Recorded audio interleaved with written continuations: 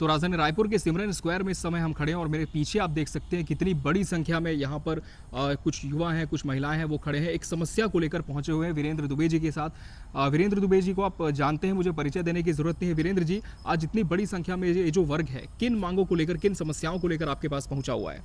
2023 में एक वैकेंसी निकला था सहायक शिक्षकों का, जिसमें योग्यता के रूप में बीएड और डीएड दोनों को की अनिवार्यता रखी गई थी। तो ये जितने भी यहाँ पर शिक्षक हैं वो सभी बीएड पात्रता रखते हुए ये सब सहायक शिक्षक बने हुए थे। लेकिन अभी इनके लिए कोर्ट का एक आदेश आ गया है, सुप्रीम कोर्ट का, कि ये जो है सहायक शिक्षक पद के लिए योग्य नहीं है। तो अभी इनकी सर्विस खतरे में आ गई है और हम लगातार भेंट करके जितने भी हमारे छत्तीसगढ़ के जो माननीय मंत्री जी हैं, मुख्यमंत्री जी हैं और जितने भी जनप्रतिनिधि हैं, उनसे मिलकर निवेदन कर रहे हैं कि चूंकि ये गवर्नमेंट के नियम के तहत जो है जॉब में आए हैं, अब सरकार ने जैसे पोस्ट निकाला वैसे ये लोग आज की डेट में फिलहाल जो है शिक्षक हैं, लेकिन इनके सर्विस में किसी भी प्रकार की खतरा नहीं आना चाहिए। ये हम लोग लगातार मुलाकात करके निवेदन कर रहे हैं और आपके चैनल के माध्यम से मैं माननीय मुख्यमंत्री जी विष्णुदेव साय जी से निवेदन करना चाहूँगा, चूँकि सबका घर परिवार बस गया है। अधिकांश शिक्षक जो है उनके लिए जो है यदि उनको सर्विस से बाहर कर दिया जाएगा तो आर्थिक स्थिति बहुत ख़राब हो जाएगी। कुछ लोगों का शादी हो गया, कुछ लोगों ने जॉब लगने के बाद मकान जो है वो भी खरीद लिया, कुछ लोगों ने ज़मीन खरीद लिया है। तो मुझे लगता है कि सरकार को इस मामले में संवेदनशीलता से विचार करना चाहिए और पूरी इनके प्रति सहानुभूति रखते हुए इनकी सर्विस में किसी भी प्रकार खतरा न आए और इनको सर्विस से बाहर न किया जाए। यदि कोई दूसरा रास्ता बनता है तो उस रास्ते को जो है अपनाकर इनके सर्विस को बरकरार रखना चाहिए। वीरेंद्र दुबे, प्रदेश अध्यक्ष, छत्तीसगढ़ शालेय शिक्षक संघ। बिल्कुल। तो आप लोग जब इनसे पहुंचे अपनी मांगों को लेकर, सबसे पहले तो ये बताएं कि किस तरह का पूरा निर्णय आया था और सरकार ने कैसे चैलेंज किया और क्या मानकर चल रहे हैं, आगे क्या अब हो सकता है और किसकी जिम्मेदारी बनेगी? सर एक्चुअली सबसे पहले नोटिफिकेशन में बीएड डीएड दोनों एलिजिबल थे, है ना। हमने एग्ज़ाम दिया, मेरिट लिस्ट आई, 2 जुलाई को रिजल्ट आ चुका था। 11 अगस्त को फैसला आता है कि बीएड वाले एलिजिबल नहीं है, सुप्रीम कोर्ट का, जो कि राजस्थान के लिए सुनाया गया था। तो उसी आधार पे डीएड वाले लोग ने भी केस किया, हाई कोर्ट में केस किया, तो हमें काउंसलिंग में बैठने नहीं दिया गया। तो हमने सुप्रीम कोर्ट गए, इंटरिम रिलीफ लेके आए वहाँ से और हमें काउंसलिंग में बैठाया गया। अब उसके बाद हम लोग की ज्वाइनिंग हुई, हम स्कूल का सारा काम किए, इवन चुनाव ड्यूटी भी किए, हम सब नौकरी कर ही रहे थे। उसी बीच में 2 अप्रैल को रिज़ल्ट आता है हाई कोर्ट की तरफ से कि बीएड वाले अपात्र हैं, बीएड वाले एलिजिबल नहीं हैं। तो हमने केस जो सुप्रीम कोर्ट में लगाया था और सरकार ने भी एसएलपी दायर की थी हमारे साथ में।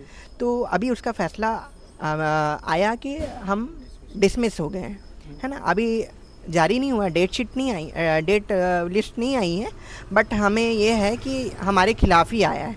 तो हम सरकार से यही निवेदन करना चाहते हैं कि हमारी नौकरी सुरक्षित करें। हम 1 साल से कार्यरत हैं और हमारी इसमें कोई भी गलती नहीं है, क्योंकि हमने जो भी फॉर्म भरा था नियम के आधार पे, नोटिफिकेशन के आधार पे भरा था और हम लोग मेरिट होल्डर्स थे।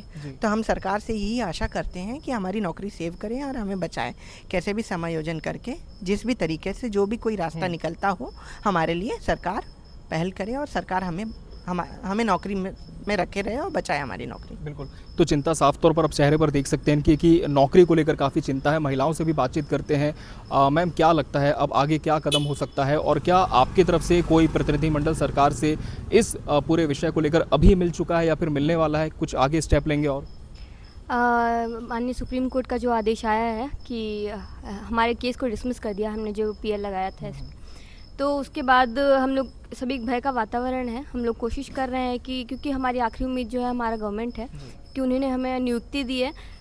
उन्होंने बोला, उनके जो नोटिफिकेशन के आधार पे हमने नियुक्ति ली है, तो अब हमारा ये मानना है कि वही हमें सेव करेगी। तो हम जो सरकार में जो है उनसे मिल रहे हैं, कोशिश कर रहे हैं। हमारी उम्मीद है कि वो हमारे पद को बनाए रखेगी, क्योंकि लगभग 1 साल होने वाला है हम अपने क्षेत्र में जहाँ पदस्थ है अपने।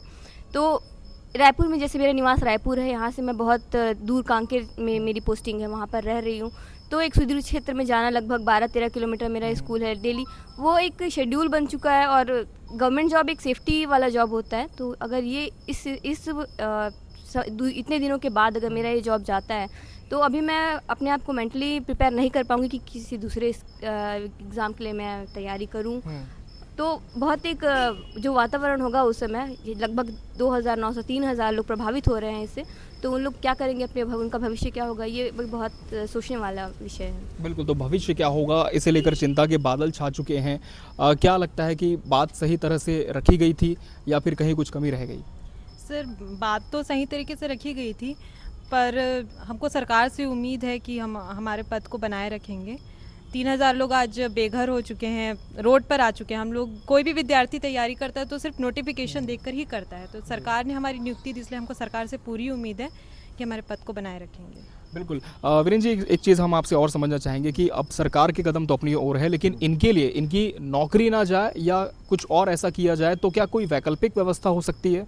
निश्चित रूप से वैकल्पिक व्यवस्था हो सकती है, क्योंकि सबसे बड़ी बात यह है कि सरकार के नोटिफिकेशन के बाद इनकी नियुक्ति हुई है। ठीक है, सुप्रीम कोर्ट ने इनको सहायक शिक्षक के लिए जो है योग्य नहीं माना है, लेकिन ऐसे कुछ रास्ते हैं, जैसे छात्रावास अधीक्षक के पद हैं जो सरकार के पास अभी फ़िलहाल हैं, लगभग हज़ारों की संख्या में हैं, और ऐसे कुछ पद हैं एजुकेशन विभाग में जिनमें इन लोगों को सेट किया जा सकता है। और सरकार चाहे तो मुझे लगता है विशेष प्रकरण बना के, चूँकि ये सभी जॉब में है और ये जॉब में एकाएक ऐसे ही नहीं है, जो विज्ञापन निकला था उसके माध्यम से जॉब में है, इसलिए सरकार को चाहिए कि इनके लिए कोई ऐसा रास्ता निकाले कि इनकी सर्विस जो है, ये जो है सर्विस पे बने रहें और इनका सर्विस सुरक्षित रहे, किसी भी प्रकार के इनके आने वाला कल जो है, भविष्य जो है, किसी भी प्रकार से उस पर दिक्कत ना आए। बिल्कुल, आगे क्या स्टेप लेंगे, क्या सोचा है अब? हम लोग तो फिलहाल अभी सरकार के पास जा रहे हैं, मिनिस्टर्स के पास जा रहे हैं, विनती कर रहे हैं जी। हाँ, तो क्या हमारी किसी से मुलाकात हो पाई अब तक आजकल में? जी ओपी चौधरी जी से और अरुण साहू जी से, क्या और कहना उन लोगों का? उन लोग का यही कहना है कि हम मतलब आश्वस्त हैं आपके लिए हल निकालने के लिए, प्रयास कर रहे हैं, जो भी हो पाएगा हम पूरी निष्ठा से देखते हैं कि क्या हो सकता है, यही बात बोल रहे हैं फिलहाल। तो आपने सुना इनकी समस्याओं को, और कहीं ना कहीं कह सकते हैं कि जो सरकारी नौकरी है वो भी सुरक्षित नहीं है। अब इनके आगे अभी कोई रास्ता नहीं, कोई जरिया नहीं कि कहाँ जाएंगे। और एक बार मैं कहना चाहूँगा कैमरा पर्सन अर्चित से कि वो पूरी भीड़ दिखाएं, देखिए कितनी संख्या में है। हम कह सकते हैं इनकी जितनी संख्या है उसके आधे से आधे भी यहाँ पे नहीं है, इससे कई गुना इनकी संख्या ज़्यादा। अब जरा सोचिए कि ये सिर्फ अकेले नहीं है, इनके पीछे इनके भाई बहन, इनके माँ बाप, इनका पूरा परिवार है। अगर एकाएक नौकरी से पृथक कर दिया जाता है बिना किसी वैकल्पिक व्यवस्था के, आज के दौर में जब इतनी महंगाई है, बेरोजगारी चरम सीमा पर है, इतनी तैयारी करने के बाद इस स्थिति पर पहुंचे हैं, वहां जाकर के पढ़ाते हैं जहां पर कोई आमतौर पर शिक्षक जाना मुनासिब नहीं समझता है। उसके बावजूद सिर्फ क्या आश्वासन की नींव पर इन्हें छोड़ दिया जाएगा, क्योंकि सरकार तो अब बन चुकी है। एक बहुत बड़ा माध्यम थे ये, आपको हमने लगातार दिखाया वीरेंद्र जी के माध्यम से भी किस तरह से इनका एक बड़ा आंदोलन हुआ था, एक बहुत बड़ा माध्यम थे सरकार बनाने के पीछे में। और इनकी मांगों को लेकर ऐसा नहीं कि कोई भी अवगत नहीं है, हर कोई इनकी मांगों को लेकर के अवगत है। लेकिन फिलहाल देखना होगा कि अब चूंकि न्यायपालिका का आदेश आ चुका है, नोटिफिकेशन जारी होना बाकी है, लेकिन समय रहते क्या कोई कारगर कदम उठा पाती है सरकार इनके विषय में, और हम लगातार इनके मुद्दों को उठाते रहेंगे। अमित शर्मा, रायपुर।